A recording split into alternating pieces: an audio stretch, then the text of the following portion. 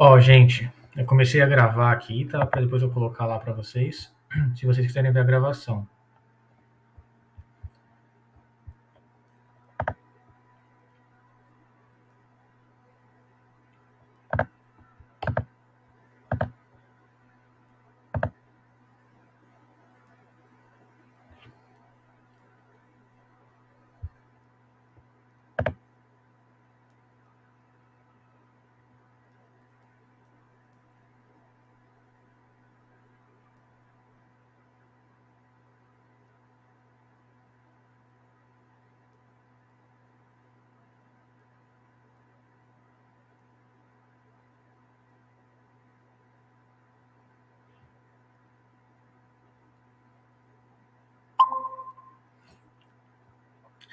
Gente, vocês estão vendo a minha tela, né?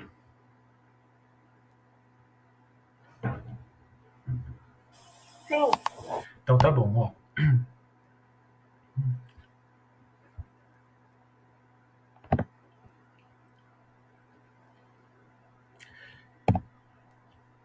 Podemos começar? Sim, professor. Então vamos lá. Eu tô com o chat aberto aqui também, se vocês quiserem mandar mensagem, tá? Ou falar pelo chat, falar pelo microfone. Eu comecei colocando aqui que nós vamos falar da Unesp primeiro, que é a prova que vai acontecer agora dia 19, tá? Então eu vou fazer assim com vocês. Vocês vão fazer, pelo menos por enquanto, né? Quem falou que vai fazer os vestibulares. Vão prestar Unesp, Unicamp e FUVEST. Então, no comecinho, eu vou falar o que vai ser cobrado de vocês em cada uma dessas provas, porque eu não sei se vocês já sabem.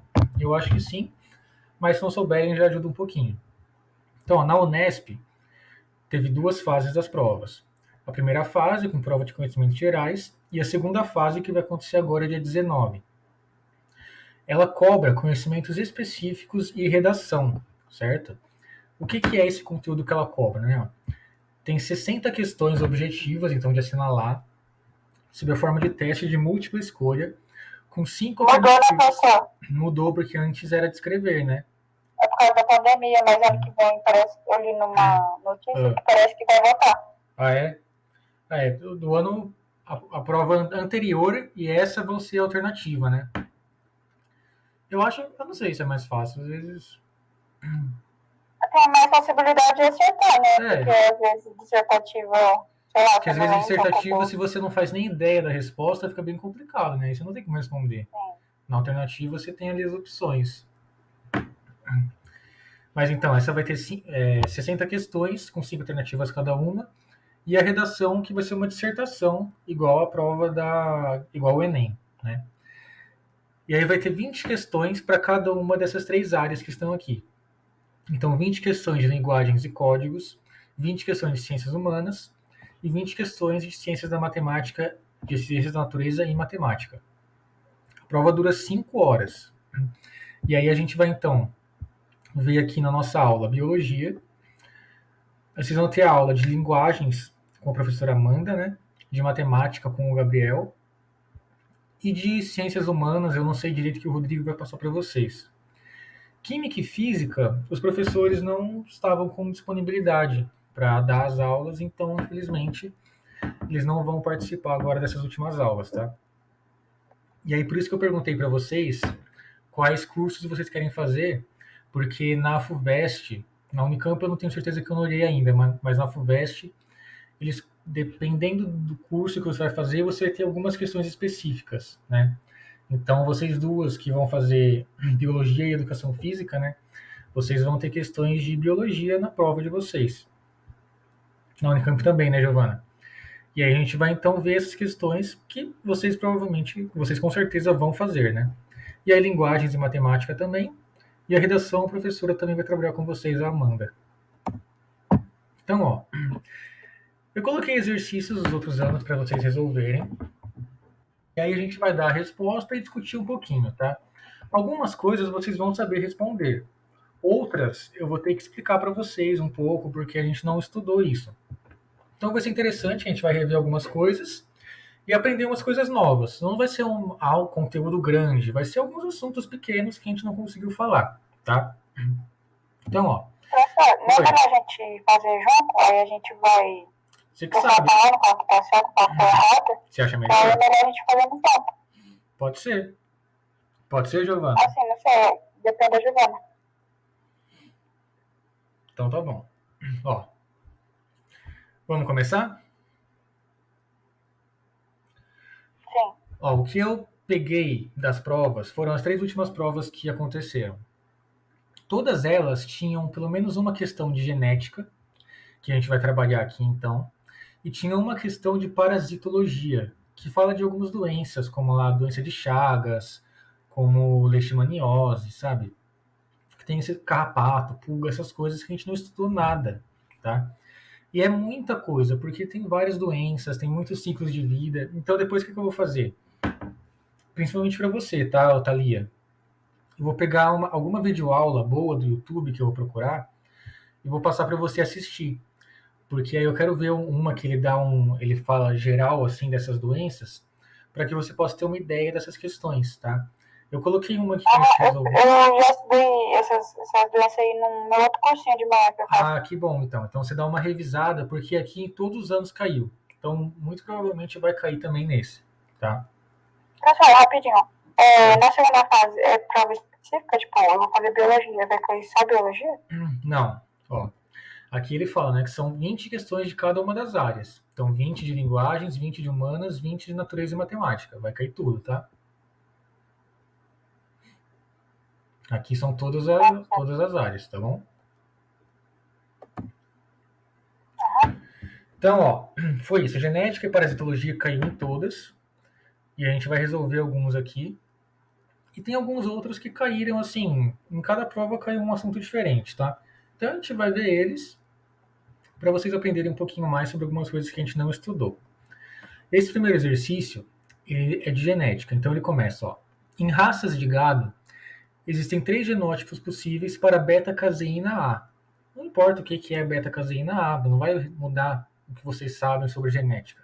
Mas ela é uma enzima, é uma proteína. Aí ele fala, o genótipo A1A1 determina que o animal produz apenas a beta-caseína A1. Vacas com genótipo A2A2 produzem somente a beta-caseína A2. E vacas com genótipo A1A2 produzem os 2 tipos de beta-caseína, que vai ser A1 e A2. Isso aqui ele é bem parecido com uma coisa do nosso corpo. Vocês conseguem pensar, lembrar o que é? O sangue? Exatamente, tipo sanguíneo. Então, se você tem... a boa, né? Isso. Se você tem lá o alelo, a gente coloca o alelo para o sangue, a gente fala I e a letrinha em cima, né? Então, se tem o alelo IA, você tem sangue tipo A. IB, sangue tipo B. IA e B, você tem sangue AB. É muito da hora esse conteúdo aí. É bem legal. Isso aqui é a mesma coisa. Então, se você sabe resolver esse exercício, você sabe resolver um exercício de tipo sanguíneo, tá? Ele é bem simples e usa o mesmo raciocínio porque é a mesma forma de herança genética, certo? Então aí ele fala, ó, alguns levantamentos mostram que a frequência do alelo A2 na população de animais da raça holandês varia de 24 a 62%. A frequência de um alelo é quanto que ele aparece na população. Tem alelos que são muito frequentes. Por exemplo, quantos dedos vocês duas têm na mão? Quantos dedos vocês têm? 10. Isso, 10 em uma mão só 5, né? Você também, Giovana? Não, é uma mão só assim que eu tô contando as duas. Isso, então a Giovana também tem. Isso é muito frequente, tá? O alelo, para ter 5 dedos, ele está na maior parte da população, ele é muito frequente. O alelo para ter mais dedos, 6, 7, 8, ele é raro, ele não aparece muito. Então, caiu na Unicamp, professor, uma questão dessa. Caiu? Mas ela perguntou o quê? Eu não vi. Era que o pai era maior animal e o filho nasceu com mais um dedo. Ah, legal. Você sabia responder? Sabia. Ah, então tá bom. Essa daqui, aí ela vai falar, ó. Considere que em um rebanho da raça holandês, esses alelos serão distribuídos em conformidade com o equilíbrio de Hardy-Weinberg. A gente não falou disso, tá? Mas vamos pular isso. É só o nome desse equilíbrio. admitindo que a frequência do alelo A2 nesse rebanho seja igual a 30%, ou seja, admitindo que 30% dos animais do rebanho tenham o alelo A2, aí ele faz a pergunta: a frequência de animais heterozigóticos será igual a... E ele dá aqui as respostas, certo? Professor, nesse caso aí eu faria o heredograma, né? Dá certo, não dá? O heredograma? Não, mais ou menos, porque isso aqui ele fala desse equilíbrio de Hardy-Weinberg. Esse equilíbrio, ele quer dizer, vocês estão vendo aqui a telinha em branco, né? Sim. Ele quer dizer que a soma de todos os alelos é igual a 100%, certo? Então vamos pensar no nosso sangue, que eu acho que é um pouquinho mais fácil.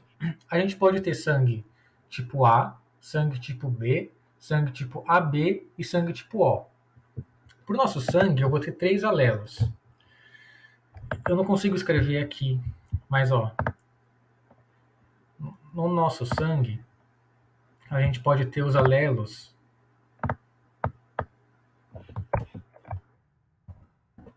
IA. Eu posso ter o alelo IB. Eu posso ter o alelo Izinho. Tá? Esses alelos vão determinar o meu tipo sanguíneo. Se eu pegar e somar a frequência de todos os alelos, vai dar 100%, porque eles estão presentes em toda a população. Então, quando eu estou olhando para esse gado, essa raça de gado, eu estou vendo que eu tenho quais alelos? O alelo A1 e o alelo A2, certo? Isso significa, então, que se eu pegar a frequência de A1 somar com a frequência de A2, isso dá 100%. Tá? Isso é o equilíbrio de Hardy-Weinberg que ele fala aqui. Eu somo os alelos e isso vai dar 100% dos alelos presentes na população. Ok? Vocês estão com alguma dúvida agora, gente, nesse começo de interpretar o que está acontecendo no exercício? Professor, eu não entendi porque deu 100%. Porque isso, Thalia, é um equilíbrio que acontece nas populações. Lembra que todos... Sim, é como se fosse uma regra, assim. Um gene, né, ele vai ser composto por alelos. E os alelos, eles estão distribuídos em toda a população.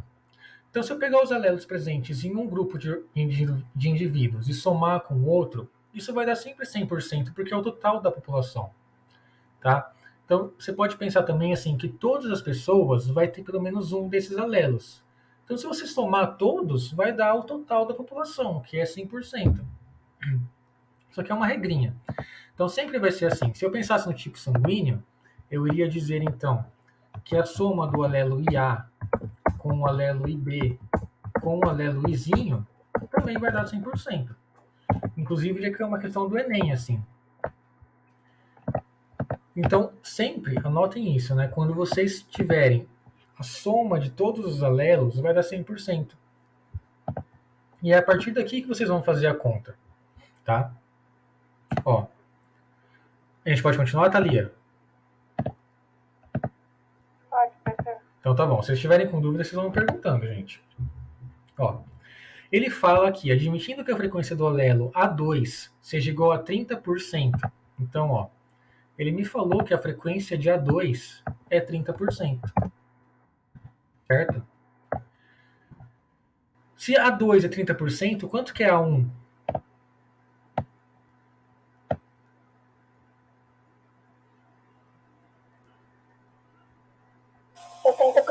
70%.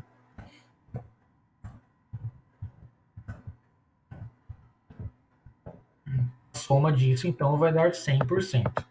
Significa o quê? O alelo A1 está presente em 30% do gado. O alelo A2 está presente em 30% do gado. Eu não sei se eu falei certo, gente, eu acho que falei errado. O alelo A1 está presente em 70% do gado. E o A2 em 30% do gado. Ou então, 70% daqueles animais têm um alelo A1 e 30% têm um alelo A2. Se eu somar todos, então 100% vão ter o alelo A1 ou o alelo A2, tá?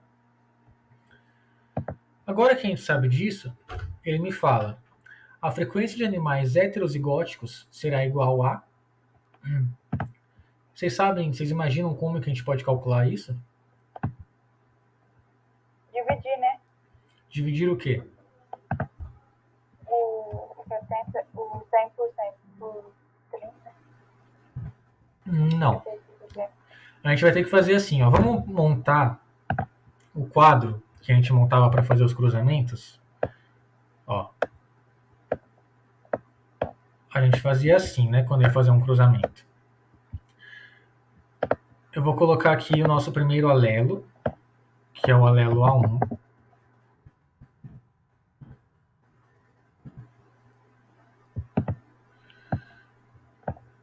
Aqui do lado eu tenho o A2.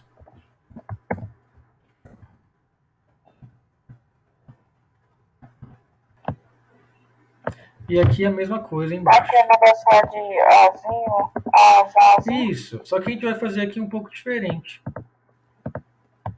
Com o número, né? Com os números, com os valores da frequência. Ó. Eu tenho aqui, nesse quadradinho, eu vou ter A1 com A1, não é? Eu vou formar esse filhote, A1, A1. Esse A1, A1, ele é homozigoto ou heterozigoto? Homozigoto, porque tem igualzinho. Perfeito, os dois alelos são iguais, então ele é homozigoto. Qual que é a frequência do alelo A1? 70%, muito bem. Isso daqui nada mais é do que uma multiplicação. O alelo A1 é 70%. O alelo A1 também é 70%. Como que eu escrevo 70% em número decimal para fazer uma conta de vezes? Multiplica. Não, divide. Divide o quê? Pela quantidade de que vai dar 70%. Isso, mas em número decimal isso vai dar quanto? Você sabe?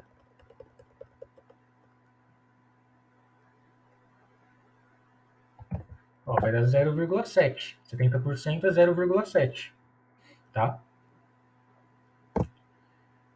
Eu vou fazer isso vezes 70%. Também é 0,7. Ó, a frequência de A1 é 70%, certo? Tá aqui, ó. A frequência desse A1 também é 70%. E tá aqui.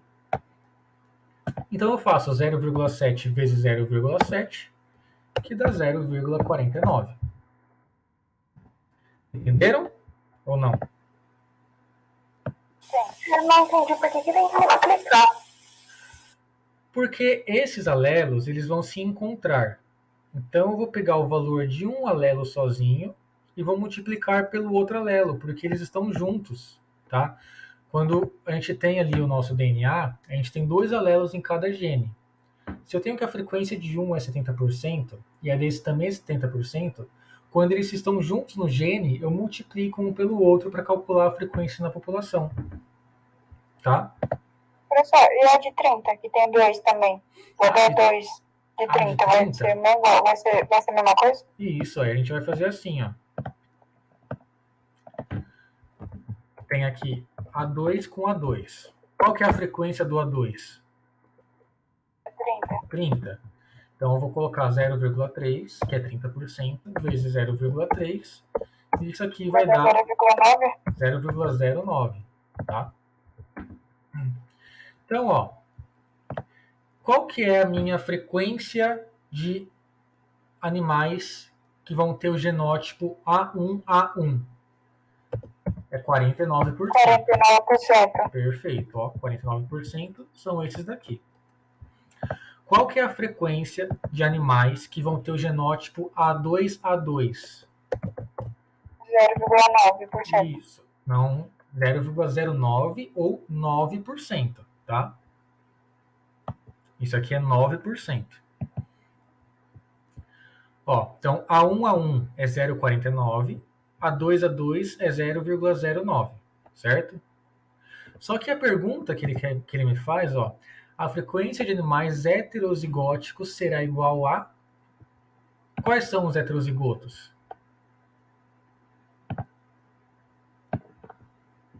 É o A1 e o A2. A1, A2. Como que eu vou fazer isso aqui? Qual que é a frequência do A1? É 49. Não. 70, aliás. 70%. Então eu coloco 0,7 vezes a frequência do A2, que é 30%. 0,7 vezes 0,3, isso aqui dá 0,21. Então, ó, a minha frequência aqui é 0,20. Professor, por que você colocou 0,7 depois colocou 0,7, sendo que só tem 1? No A1, A1?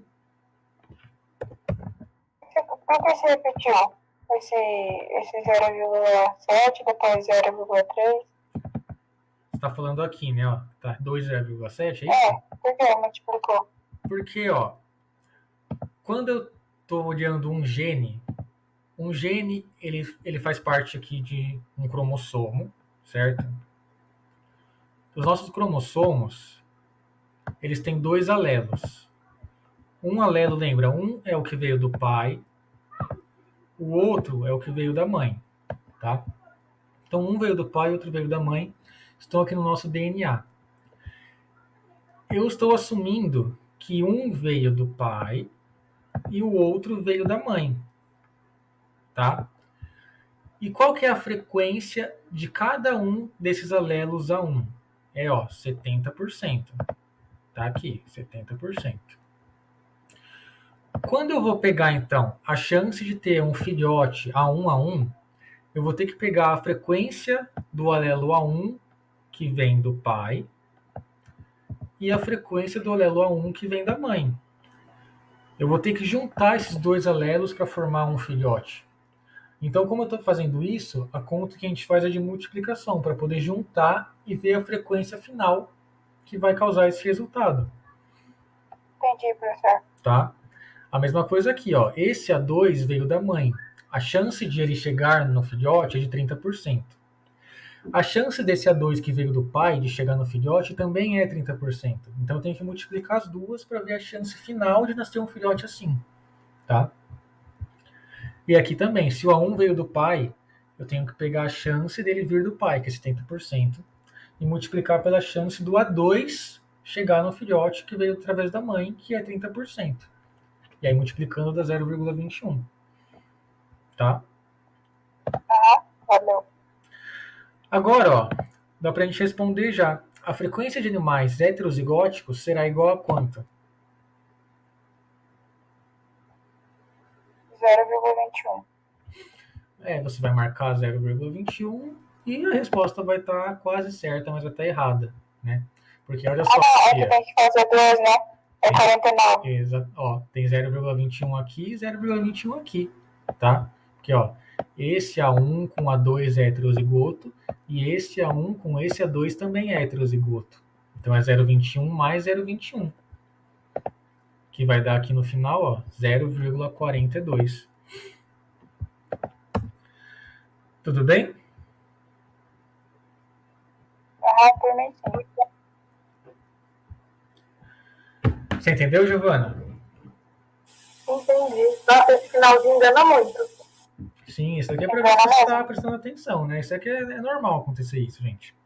Por isso que antes de responder, vocês têm que voltar aqui e ler a pergunta de novo com calma, porque sempre vai ter alguma pegadinha assim. É tipo uma hora da prova, que dá nervosinho, porque tipo, a gente faz em casa, fica normal. Sim, mas é por isso mesmo, gente. Eles fazem de propósito, porque a prova é um processo seletivo, né?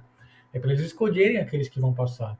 Então eles colocam pegadinha, colocam difícil para eles conseguirem deixar só os que tirarem as maiores notas.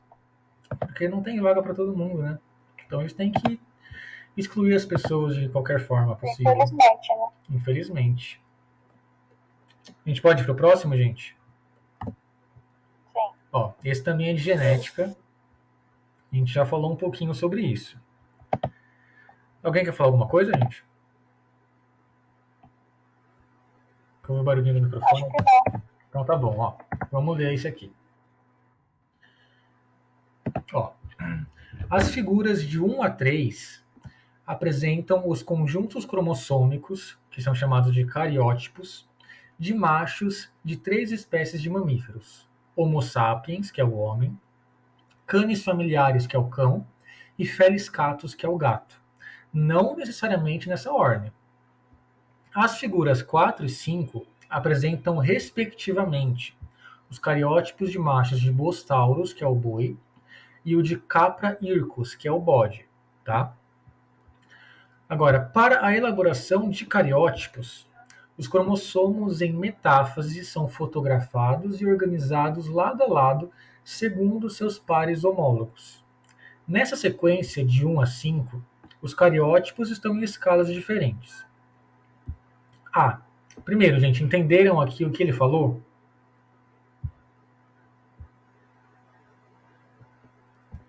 Mais ou menos. Tá bom. Então vamos ver na pergunta o que vai ser esse mais ou menos. Sabendo-se que o gato tem um número cromossômico, um número de cromossomos menor que o do cão, qual o número diploide do Homo sapiens, do Canis familiaris e do Felis catus, respectivamente? Ou seja, ele quer saber primeiro quantos cromossomos tem o Homo sapiens, o Canis familiaris e o Felis catus. Me respondam aí, gente. Qual a pergunta, professor? Quanto o quê? Qual é o número de cromossomos que o homem, o cão e o gato possuem? 2. Não. O homem, o cão e o gato são algum desses 3 aqui, tá? Então, um é o homem, outro é o cão, outro é o gato, né? Nesses 3 cariótipos. Aqui está mostrando os pares de cromossomos, tá vendo? Na figura 1, eu tenho 38 pares, mais os cromossomos sexuais. Então, eu tenho 39 pares. Na figura 2, eu tenho 22 pares, mais os cromossomos sexuais. Então, são 23 pares de cromossomos.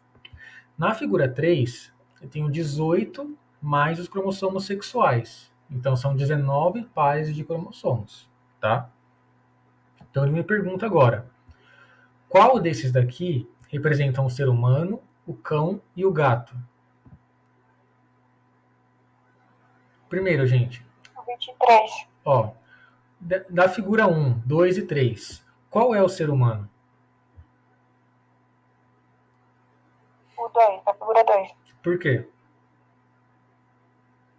Por causa do X e do Y. Mas, a figura 1 também tem X e Y e a 2 também.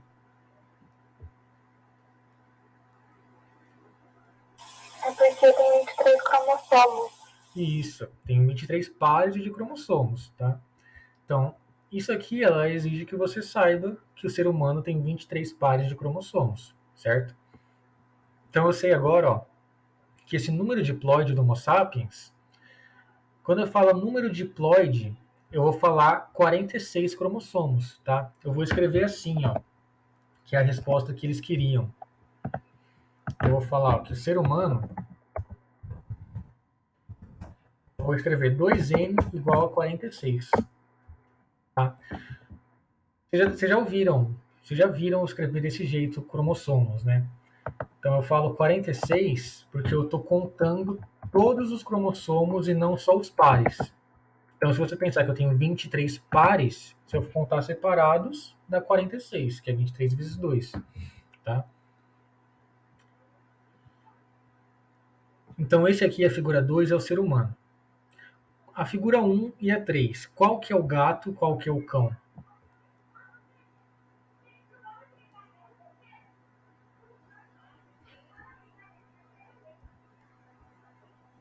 Eu acho que a primeira é o gato, porque o gato tem mais. Por que o gato tem mais? Não sei. Ele fala aqui, na letra A. Sabendo-se que o gato tem um número cromossômico menor que o do cão. O gato tem menos cromossomos do que o do cão. Ele falou aqui. Isso aqui você não tem que decorar, tá? Isso aqui ele tem que falar. Então, esse daqui é o gato. Certo? Então, vamos responder essa pergunta. Sabendo-se que o gato tem um número cromossômico menor que o do cão, qual o número diploide do Homo sapiens, do Canis familiaris e do Felis catus, respectivamente. Ó, o Canis familiaris é esse 1, certo? Então ele tem 38 mais esse daqui, 39 pares. 39 vezes 2, 78. Então, 2n igual a 78. E o gato, vamos ver quantos que ele tem. O gato tem aqui 18, 19. Mais os sexuais dá 19.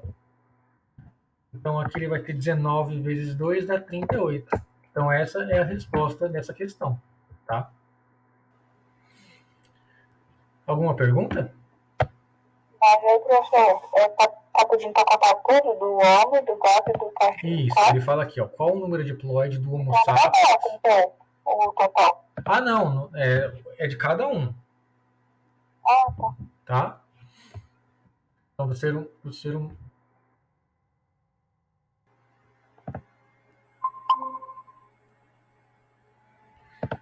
Voltei, gente. Estão me ouvindo? Sim. Então tá bom. Eu apertei o botão para reiniciar, porque é o mesmo botão que coloca o slide em tela cheia. Aí eu confundi. Lucas, mas nesse caso, se colocasse o número de pares, estaria errado a questão. Estaria errado porque ele fala aqui número diploide, tá? Então, quando ele usa isso daqui, ele quer saber, assim, contando todos os cromossomos, não os pares, tá? Nossa, que mancada essa questão. Ele quer justamente que você escreva dessa forma, 2n igual e o número de cromossomos, tá? Então, e se escrevesse, não esse ano, colocasse normal? Colocasse só um número, assim, colocasse lá... Tipo, 38, 78? Aí eu já não sei. Porque aí ia depender dos critérios de correção deles, tá? Eu acredito que não estaria errado, não, se eu tivesse tirado 2n, tá? Mas depende do critério de correção dos avaliadores, sabe? Aí eu já não sei o que eles fariam, tá? Se fosse eu, né? Mas não sou eu, mas se fosse eu daria certo, porque você acertou o número, né? E você sabe o que é número diploide porque você colocou o número correto, apesar de não escrever 2n, tá? Olha lá, próxima. Ainda na A. Cite uma característica evidente nos cariótipos que permite afirmar que os cromossomos apresentados são metafásicos, estão na metáfase. E aí, vocês sabem responder essa? Essa a gente estudou lá em mitose.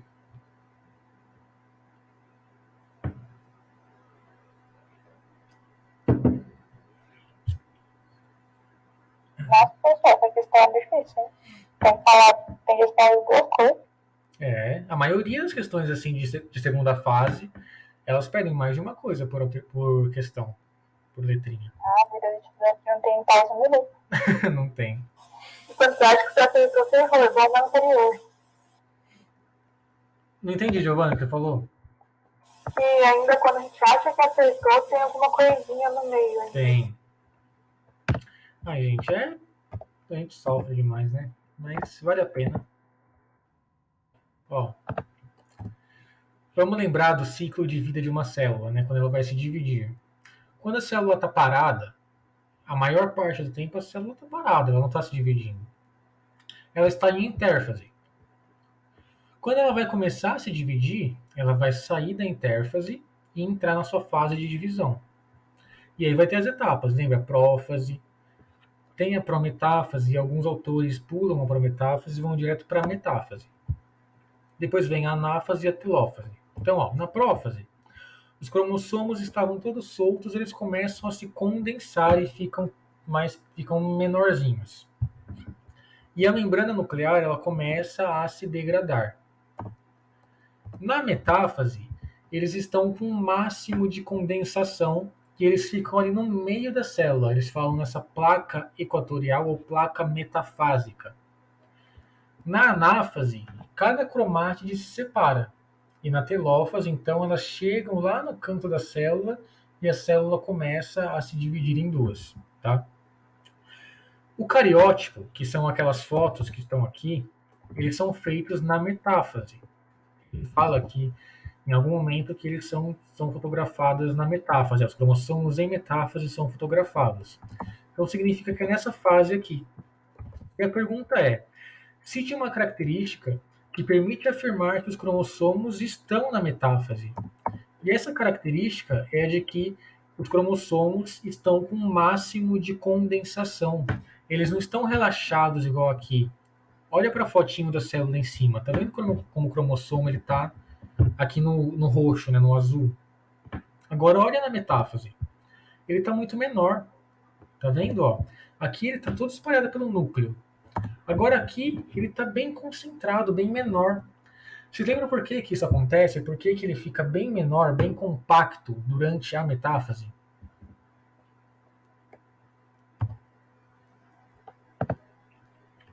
Alguém lembra?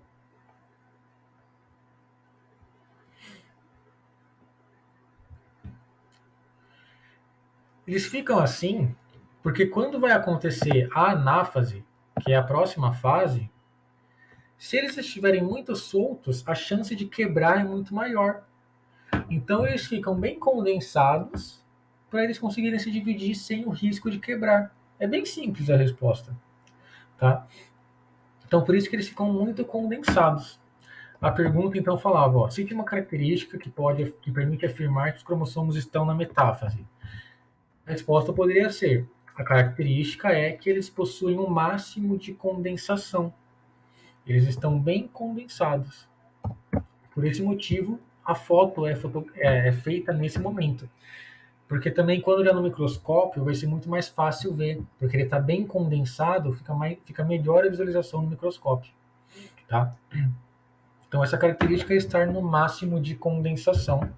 E isso acontece para que ele não quebre no momento da divisão celular. Tudo bem, gente? Difícil. Um pouquinho, não é tanto assim não. São conceitos que vocês têm que lembrar, né? Não é uma coisa assim, nossa, que complicado. Mas se você não lembrar, é complicado. Então por isso que a gente vai revendo para vocês se lembrarem. Vamos para B? Sim. Ó, as espécies Bostaurus, que é a 4, e a Capra hircus, que é a 5, apresentam cariótipos muito parecidos, tá? Ele está afirmando, então, que os dois aqui são bem parecidos. Com a mesma ploidia, ploidia, não sei se vocês sabem, se não souberem, anota aí. Ploidia representa um número de cromossomos homólogos, tá? Olha só, olha para o nosso aqui, ó, para todos, na verdade. Quantos cromossomos número 1 nós temos? 2. 2. Um veio do pai e outro veio da mãe. E o mesmo para todos os pares, certo? Nós temos dois cromossomos de cada um. Dois cromossomos 1, dois cromossomos 2. Um veio do pai, outro veio da mãe. Como a gente tem dois cromossomos de cada, nós somos diploides, certo? Então essa é a ploidia. Representa quantos cromossomos homólogos você tem. Então eles têm a mesma ploidia, ou seja, tem dois cromossomos 1, dois cromossomos 2. E a exceção do cromossomo X, os cromossomos têm a mesma morfologia, certo? Então estou falando que os cariótipos 4 e 5 são muito parecidos. Como se explica o fato de conjuntos cromossômicos tão semelhantes determinarem características fenotípicas tão diferentes quanto aquelas que distinguem os bois dos bodes? Certo? Entenderam a pergunta? Ó? Então eu tenho dois cariótipos muito parecidos, só que esse aqui é do boi e esse é do bode. Como que eu posso ter então cariótipos muito semelhantes se as características fenotípicas dos animais são muito diferentes, eles são de espécies diferentes, eles são diferentes no seu aspecto? Como que isso pode acontecer? Como se explica isso?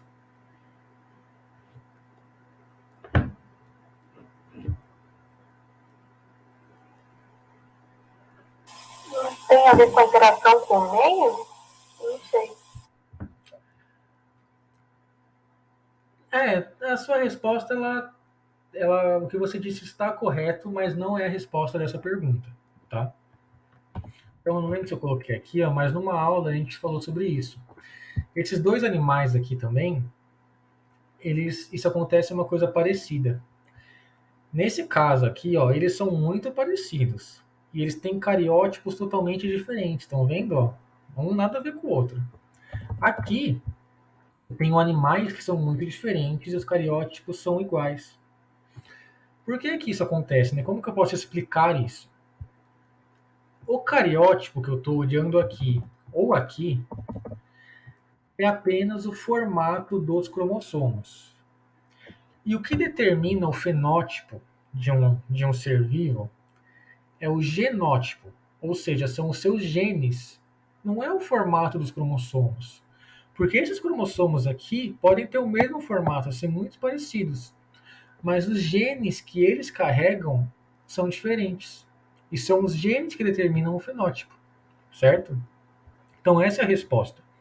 A forma dos cromossomos não tem relação com os genes que eles carregam. E assim, as duas espécies podem ter genes diferentes, mesmo tendo cromossomos semelhantes. Entenderam, gente?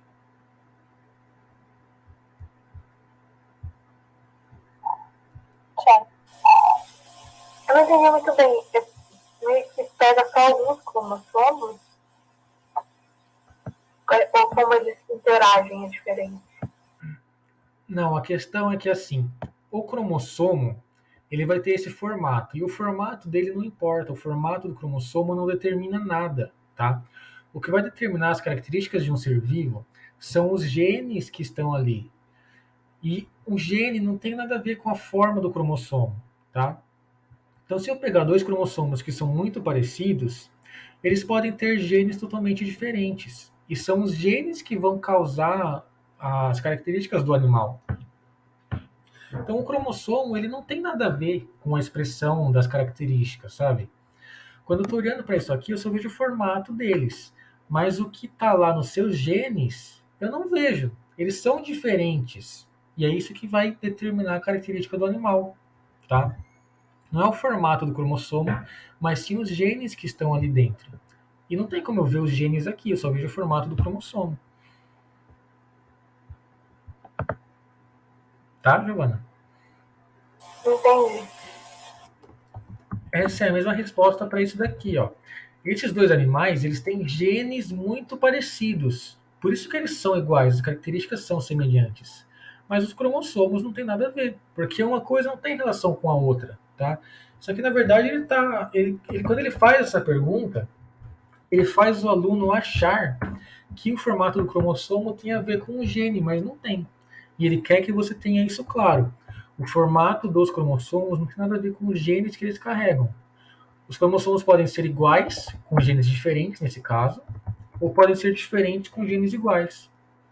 Tá? O que importa vão ser os genes, não os cromossomos. Gente, tem mais essa questão aqui para a gente resolver. Ó. Podemos ir para essa? Pode. Essa daqui fala de vacina. Ó. A vacina de DNA é composta por um plasmídio. Olha no desenho aqui, ó. Plasmídio é esse círculo aqui, que carrega um gene de interesse. O gene está aqui em amarelo, que codifica um antígeno. Lembra que um antígeno é uma molécula, alguma coisa que é estranha ao nosso corpo, não faz parte do nosso corpo. Então, a vacina de DNA contém um plasmídio que carrega um gene de interesse que codifica um antígeno. Olha no esquema aqui. Eu tenho um plasmídio em amarelo, ele carrega um gene de interesse. Esse gene, ele vai produzir um antígeno no meu corpo. Agora, olha só. A administração da vacina pode ser com seringa, via intramuscular, nesse caso, ou pelo sistema Jin-Gun, que consiste no disparo sobre a pele de microesferas metálicas recobertas com plasmídios modificados. Isso é uma coisa que a gente não vê, né? Mas é uma forma de dar a vacina aqui que ele fala. Uma vez na célula, o gene é expresso no plasmídio. Letra A. De quais organismos os plasmídios são obtidos? Vocês sabem responder essa pergunta? Eu citei isso no começo do ano. Vocês sabem quais organismos têm plasmídios?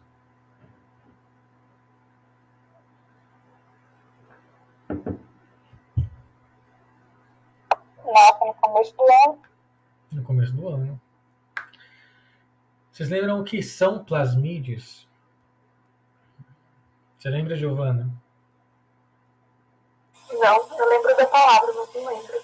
Ó, um plasmídio é uma molécula de DNA circular que está presente. Essa cara de RNA, professor. Não, é de DNA, que está presente em bactérias, tá? Então, de quais organismos os plasmídios são obtidos? Os plasmídios são obtidos de bactérias. Ponto. Plasmídio, lembra que eu falei para vocês que ele carrega um gene para alguma coisa que beneficia a bactéria. Por exemplo, eu posso ter um plasmídio que faz a bactéria ser resistente a antibiótico. Essa informação está num plasmídio. E a bactéria consegue passar seu plasmídio para as outras bactérias. Então, se uma bactéria é resistente ao antibiótico, ela consegue fazer com que as outras vizinhas dela também sejam. Por isso que é muito perigoso tomar antibiótico por conta própria, por conta dos plasmídios que as bactérias possuem, tá? Então, primeira parte da resposta, os organismos que possuem plasmídios são as bactérias. Segunda pergunta, essa vocês não vão saber responder, eu vou falar para vocês. Que moléculas biológicas são empregadas no corte dos plasmídios para a inserção do gene de interesse? Tá vendo? Olha só, eu tenho um plasmídio circular fechado inteiro. Eu tenho que colocar o gene aqui no meio dele.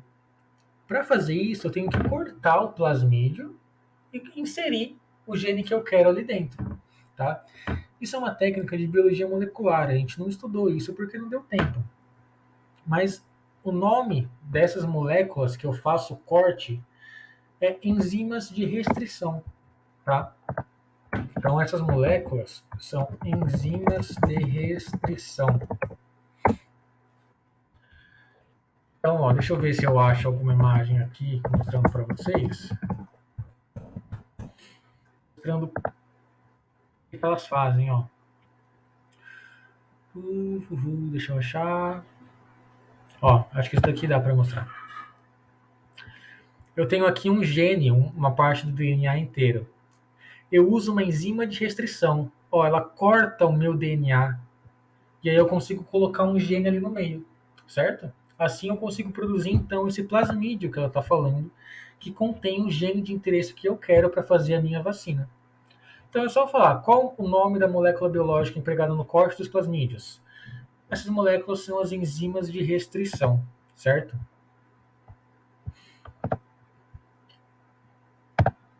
Letra B. Agora, isso aqui vocês sabem responder. Por que é necessário que o plasmídio modificado entre no núcleo da célula para que a vacina funcione e promova a resposta imunológica?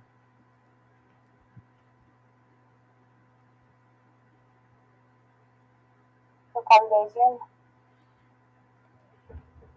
Que enzima? Você está protegendo? Não. Ó, isso aqui, deixa eu mostrar para vocês. Isso aqui, ó, acontece no laboratório, tá? Eu produzi então a minha vacina, tudo isso no laboratório. Usei enzima de restrição no laboratório. Minha vacina está pronta na seringa. Eu vou no posto de saúde e tomo a vacina. Ele me fala aqui, por que o plasmídio que está na vacina tem que entrar no núcleo da minha célula para que a vacina funcione? Para criar anticorpos. Certo, mas por que tem que entrar no núcleo da célula? Não vai funcionar. Por quê? O que acontece no núcleo da célula? É isso que ela quer saber.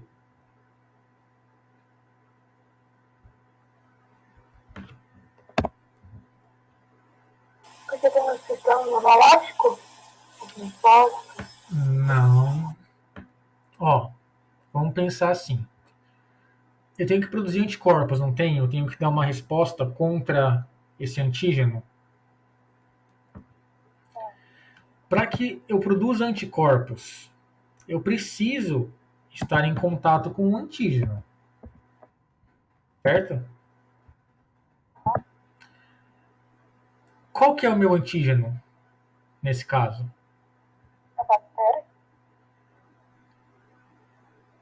Então vamos pensar que é a bactéria. Mas cadê a bactéria aqui?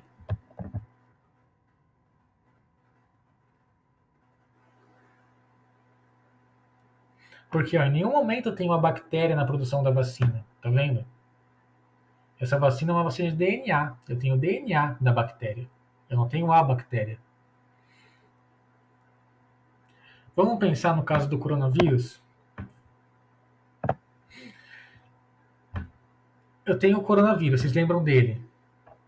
O coronavírus, ele possui na sua superfície proteínas chamadas proteínas spike, certo? São essas proteínas em vermelho.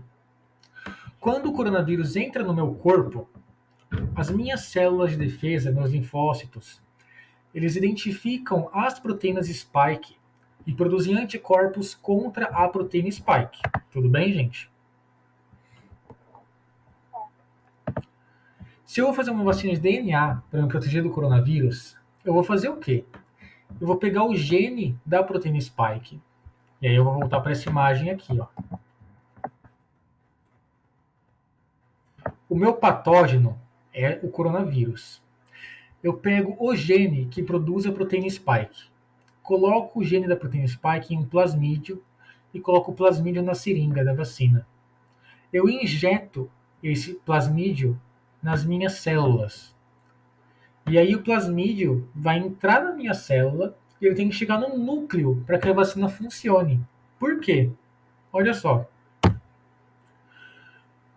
Quando esse plasmídio, que é um DNA, chega no núcleo, o DNA ele é transcrito em RNA mensageiro. O RNA mensageiro sai do núcleo e é traduzido em proteínas.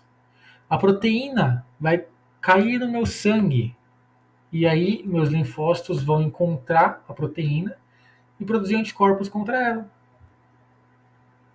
Certo? Por que eu preciso que ele entre no núcleo da célula? Porque eu tenho DNA aqui. Eu vou ter que pegar esse DNA, fazer transcrição e tradução para produzir uma proteína. E é a proteína que vai ativar meu sistema imune.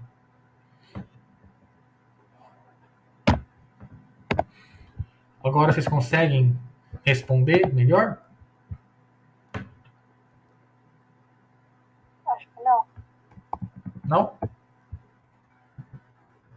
É porque no núcleo, tem que chegar no núcleo, porque senão ele vai se transformar em proteína, mas vai poder ir pro sistema circulatório. Isso, ó. Quando eu tenho o meu sistema imune, ele tem que reconhecer um antígeno. O antígeno geralmente vai ser uma proteína. Então, quando tem uma vacina de DNA, eu pego o DNA dessa proteína, esse DNA vai ter que entrar no núcleo da minha célula. Esse DNA entra no núcleo da minha célula, ele vai ser transcrito em RNA mensageiro, o RNA mensageiro é traduzido em proteína, e a proteína vai poder então cair no meu sangue e eu vou conseguir gerar anticorpos contra ela, tá?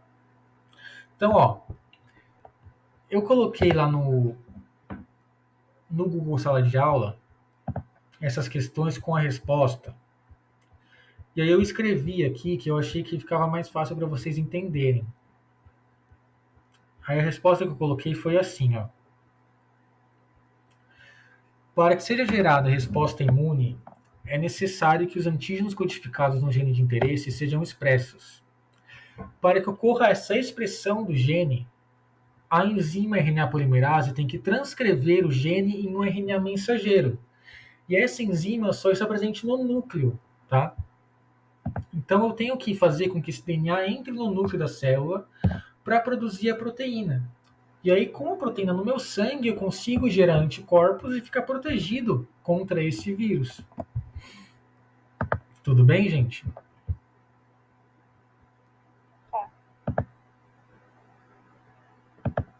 Agora eu entendi. Entendeu? Então tá bom.